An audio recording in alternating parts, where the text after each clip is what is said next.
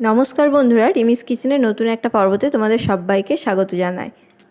আজকে হাজির হয়েছি ভিন্ন স্বাদের অভিনব একটি পটলের পদের রেসিপি নিয়ে। এই রেসিপিটা একবার খেলে বারবার খেতে মন চাইবে। একদম ইউনিক একটা রেসিপি পটলের। এই একঘেয়েমি পটলের রেসিপি না খেয়ে এই রেসিপিটা একবার বানিয়ে দেখতে পারো। এই পদটি দেখতে যতটা লোভনীয়, খেতেও কিন্তু অসাধারণ হয়। আর একবার খেলে বারবার খেতে মন চাইবে। আশা করব তোমাদের রেসিপিটা খুব ভালো লাগবে। আর ভালো লাগলে অবশ্যই একটা লাইক করে দিও, লাইক করে দিয়ে আমার পাশে থেকো। তো চলো দেখে নিই কত সহজেই এই রেসিপিটা বানিয়ে নেওয়া যায়। দেখো আমি এখানে নিয়ে নিচ্ছি, প্রথমে নিয়ে নিচ্ছি এখানে পটলটাকে আমি ভালো করে ধুয়ে পরিষ্কার করে নিয়েছি। আর পটলটা অবশ্যই নেওয়ার চেষ্টা করবে কচি ও নরম পটল দেখে, তাহলে কিন্তু এই রেসিপিটা খুব সুন্দর তৈরি হবে। তো দেখো পটলের দুটো পাশ আমি কেটে নিলাম। এরপর দেখো পটলের যে গায়ে আঁশগুলো আছে সেই আঁশগুলোকে আমি ছুরির সাহায্যে ভালো করে তুলে নেব। পুরোপুরি মোটা চামড়াটা কিন্তু তুলে ফেলবে না, তাহলে কিন্তু রেসিপিটা ভালোভাবে তৈরি হবে না। তো ওপরের যে আঁশগুলো আছে সেগুলোকে আমি ছুরির সাহায্যে তুলে নিচ্ছি। দেখো এইভাবে তুলে নিতে হবে, দেখতেই পাচ্ছ এইভাবে তুলে নিতে হবে। পুরোটা কিন্তু যে চামড়াটা আছে সেটা কিন্তু তুলে ফেলবে না, তাহলে কিন্তু তৈরি হবে না ভালোভাবে। তো এইভাবে পুরো আমি পটলের গাটা পরিষ্কার করে নিচ্ছি। দেখো দেখতেই পাচ্ছ, ঠিক এইভাবে কিন্তু তৈরি করে নিতে। এইভাবে আমি হাঁসগুলোকে ছাড়িয়ে নিলাম, রেখে দিচ্ছি। এইভাবে আরও একটা তোমাদেরকে আমি দেখিয়ে দিচ্ছি ঠিক এইভাবে করতে হবে। লক্ষ্য রাখবে যেন পুরো চামড়াটা না ছেড়ে যায়, তাহলে কিন্তু এগুলো ভালোভাবে তৈরি করতে পারবে না। তো দেখো সমস্ত পটলগুলোকে আমি এইভাবে ছাড়িয়ে নিয়েছি। দেখতেই পাচ্ছ কত সুন্দরভাবে কিন্তু পরিষ্কার করে নিয়েছি, গায়ে এক ফোঁটা আঁশগুলো লেগে নেই। তবেই কিন্তু ভালোভাবে এই পটলটা তৈরি করতে পারবে। পটলগুলোকে দেখো দুফালি করে আমি কেটে নেব ছুরির সাহায্যে। এখানে মাঝখানে দুফালি করে আমি কেটে নিচ্ছি। দেখো ঠিক এইভাবে কিন্তু কেটে নিতে হবে পটলগুলোকে কেটে নিয়ে আমি যে ভেতরের যে শাঁস আর বীজগুলো আছে সেটাকে আমি চামচের সাহায্যে এবার তুলে নেব। তোমাদেরকে আমি দেখিয়ে দিচ্ছি কেমন করে তুলে নিতে হবে। দেখো একটা চামচের পিছনটা দিয়ে এইভাবে শাঁসগুলো ও যে বীজগুলো রয়েছে সেই বীজগুলোকে তুলে সরিয়ে দেব এবং সে একটা পকেটের মতন তৈরি করে নেব পটলের। তো দেখো এইভাবে কিন্তু তুলে নিতে হবে, পুরো পরিষ্কার করে এটাকে তুলে নিতে হবে। দেখো আরও একবার দেখিয়ে দিচ্ছি কিভাবে তুলে নিতে হবে। আর নেওয়ার চেষ্টা করবে একদম কচি নরম পটল, তবেই কিন্তু এটা ভালোভাবে তৈরি করতে পারবে। ঠিক এইভাবে পরিষ্কার করে নিতে হবে যেন পটলের গায়ে কোনো কিছু লেগে না থাকে। দেখো সমস্তটা কিন্তু আমি বের করে নিচ্ছি। একদম পটলের ভেতরে যে বীজ এবং শাঁসটা রয়েছে সেটা পরিষ্কার করে বের করে নিয়ে এরকম পকেট তৈরি করে নিতে হবে। দিয়ে এইভাবে প্রত্যেকটা পটল কিন্তু আমি ছাড়িয়ে নেব। দেখো এগুলো পুরো ছাড়িয়ে নিয়েছি, দেখতেই পাচ্ছ। ভেতরের যে অংশটা সেটা কিন্তু একটা বাটির মধ্যে নিয়ে নিয়েছি।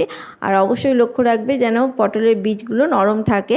মোটা বীজ বা শক্ত বীজ হলে কিন্তু এটা তৈরি করতে পারবে না ভালোভাবে। তো যদি এখানে মোটা বীজ বা শক্ত বীজ থাকে সেটাকে বাদ দিয়ে দেওয়ার চেষ্টা করবে। তাই জন্য কচি পটল নেওয়ার চেষ্টা করবে, তাহলে এটা ভালো করে তৈরি করতে পারবে। তো এগুলোকে ভালো করে হাতে করে মেখে নিলাম। এরপর দেখো আমি এখানে আলু নিয়ে নিচ্ছি।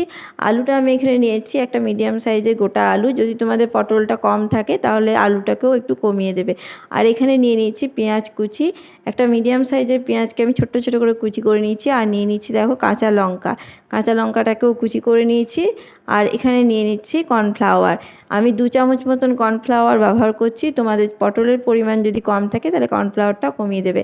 আর এই কর্নফ্লাওয়ারটা দিলে মুচমুচে তৈরি হবে। এবং দেখো এখানে স্বাদ মতন দিয়ে দিলাম নুন, লবণ দিয়ে দিয়েছি, আর দিয়ে দিচ্ছি সামান্য হলুদ কালারের জন্য। আর এখানে দেখো একটা ডিমকে আমি ফেটিয়ে নিয়েছি, কিন্তু পুরো ডিমটা আমার লাগবে না। অল্প অল্প করে ডিমটা দিয়ে ভালো করে মেখে নিতে হবে। তোমরা নিজেরাই বুঝতে পারবে যে কতটা পরিমাণে ডিম লাগবে। যখন মাখবে তখনই আস্তে আস্তে দিয়ে এটাকে মেখে নেবে। মেখে একটা শুকনোভাবে মেখে নিতে হবে যেন লিকুইডভাবে তৈরি না হয়।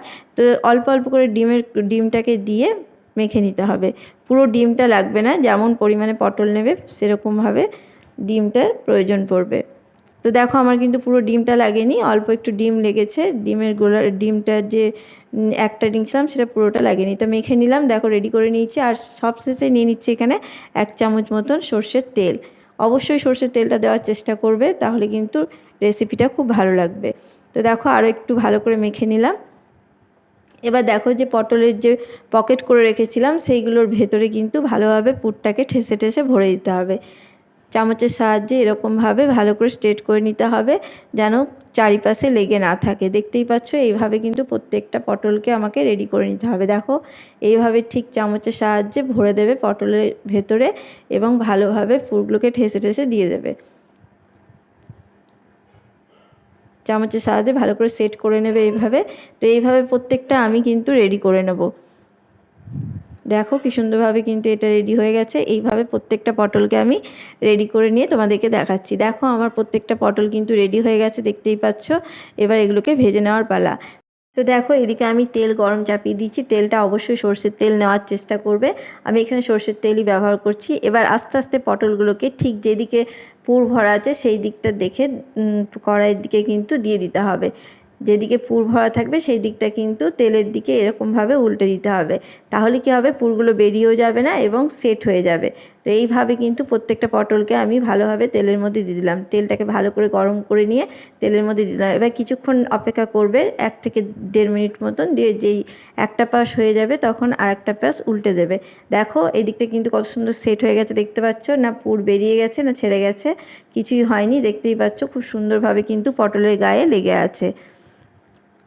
এইভাবে প্রত্যেকটা পটলকে উল্টে পাল্টে ভেজে নিতে হবে। একটা সাইড হয়ে গেছে, এবার পরের উল্টো দিকটা গ্যাসের আঁচকে লোতে রেখে দুপাশ ভালো করে ভেজে নেব। এই পটলের রেসিপিটা কিন্তু অসাধারণ স্বাদের খেতে হয়। একবার হলেও বাড়িতে বানিয়ে দেখো। একঘেয়েমি পটল না খেয়ে এভাবে কিন্তু পটলটা একবার করে দেখতে পারো। তো দেখো এবার এই সাইডটাও আমি 1 মিনিট মতন দাঁড়াবো। 1 মিনিট মতো দাঁড়িয়ে তোমরা চাইলে এখানে চাপা দিয়েও করে নিতে পারো, আমি খোলা অবস্থাতেই করছি। তো এই দেখো এই দিকটাও কিন্তু হয়ে গেছে। দুটো দিক ভালোভাবে লাল লাল করে ভেজে নিলেই কিন্তু এটা আমার রেডি হয়ে যাবে। তো আমার এটা রেডি হয়ে গেছে। আমি এগুলোকে এবার আস্তে আস্তে প্রত্যেকটা পটলকে তুলে নিচ্ছি। একদম ইউনিক একটা রেসিপি। এই রেসিপিটা একবার বাড়িতে অবশ্যই বানিয়ে দেখো। একঘেয়েমি পটল ভাজা বা পটলের তরকারি না খেয়ে এই রেসিপিটা একবার বানিয়ে দেখতে পারো। গরম গরম ভাত ও ডালের পাশে কিন্তু অসাধারণ স্বাদে খেতে হবে। আর একবার কেউ খেলে তোমার কাছে রিকোয়েস্ট করবে আর একবার বানাবার জন্য, এতটাই সুন্দর খেতে হয়। ছোট থেকে বড় সবার কিন্তু খুব ভালো লাগবে। যারা পটল খেতে ভালোবাসে না তারাও কিন্তু চেয়ে চেয়ে খাবে এই রেসিপিটা। আশা করব তোমাদের এই রেসিপিটা খুব ভালো লাগবে। একবার হলেও বাড়িতে বানিও এবং আমাকে কমেন্ট বক্সে অবশ্যই জানিও যে কেমন লাগলো। তো দেখো দেখতেও কিন্তু খুব দুর্দান্ত স্বাদের হয়েছে, খেতেও কিন্তু অপূর্ব স্বাদের। আর ভেতরে বেশ পুর ভরা আছে, খেতেও কিন্তু মুখে খুব ভালো লাগবে। তো আমি আশা করব এই রেসিপিটা তোমাদের খুব ভালো লেগেছে। বন্ধুরা এরকম নতুন ইউনিক রেসিপি পেতে আমার চ্যানেলটাকে অবশ্যই সাবস্ক্রাইব করে দিও।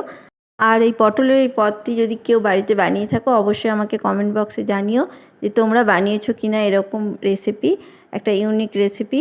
যদি বানিয়ে থাকো অবশ্যই আমাকে কমেন্ট বক্সে জানাবে। আর খেতে কেমন হয়েছে সেটাও কিন্তু জানাবে অবশ্যই বাড়িতে বানিয়ে। তো বন্ধুদের সাথেও শেয়ার করো, তাহলে কিন্তু তারাও বানিয়ে খেতে পারবে। আবার কোনো নতুন রেসিপি নিয়ে হাজির হব। সবাই ভালো থাকবে, সুস্থ থাকবে।